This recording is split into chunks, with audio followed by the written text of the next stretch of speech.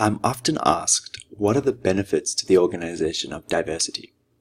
Here are the 5 key reasons why. Firstly, you will have an increase in innovation and adaptability. Remember that it's not diversity that's the barrier, it's the ways in which we approach diversity. In the same way, if you approached a door and you did not know how to open it, you would say that that door is blocking you. However, if you learned how to open the door, in other words, if you learned the skills to, for example, turn the handle and open the door, you would then understand the importance of that door. And so, in the same way, diversity itself is not a barrier, it's the way we approach it. When we approach it in a powerful, inclusive way, and some things that you're going to learn in this course, you can then open the door to innovation and productivity and adaptability. The second benefit to your organization is better communication. If you think about the ways in which your customer base might be people from around the world, we are a global society. The better you're able to communicate in respectful and culturally responsive ways, the more likely your customers are going to return to your business or service, and the more likely they're able to feel an ownership or a part of the global business community that you would try and foster. Thirdly, because we recruit from areas all over the world, the cost of training and recruiting new candidates is exponentially high.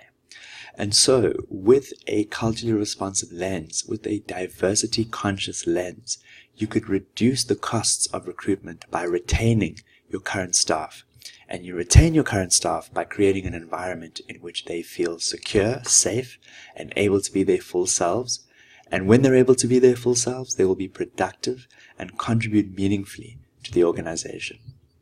Number 4, you are less likely to incur costs related to workplace bias. Let me give you an example. In some cases, you have women who are biased, who have been victims of bias. And that means that they are unable to access certain opportunities as a result of them being women. As a result, their particular skill set is not fully utilized. I'll give you an example of NASA. When NASA put people on the moon, in many ways, they barred certain women mathematicians from projects that could have resulted in us landing a human on the moon sooner rather than later.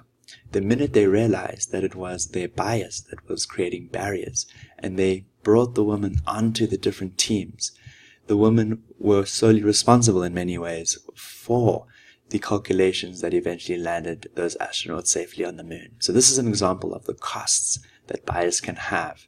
Had they kept those biases, perhaps we would still be waiting maybe 10 years later to have seen a man on the moon. Finally, greater productivity. When you have diversity consciousness, when you're an inclusive organization, you are far more productive. Bringing your strengths and your full selves to work can result in exponential benefits past just the bottom line. It can create a great workplace culture, and most importantly, it can create a place in which people see themselves working for longer periods of time and bringing them their full professional selves.